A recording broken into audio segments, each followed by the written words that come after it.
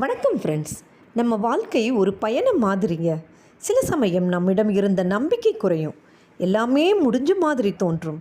ஆனால் ஒரு விஷயம் நினச்சிக்கோங்க, சூரியன் மாலை மறையலாம், ஆனால் மறுநாள் மீண்டும் உதயமாகிறான். அதுபோல தான் நம் வாழ்க்கையிலும் தோல்வி வந்தாலும் அது முடிவு இல்லை, அது ஒரு புதிய தொடக்கம். வாழ்க்கையில் நிறைய நிகழ்வுகள் நடக்கிறது. சில விஷயங்கள் நம்மை சந்தோஷப்படுத்தும், சில விஷயங்கள் நம்மை வருத்தப்படுத்தும். ஆனால் எதுவுமே நிரந்தரமில்லை.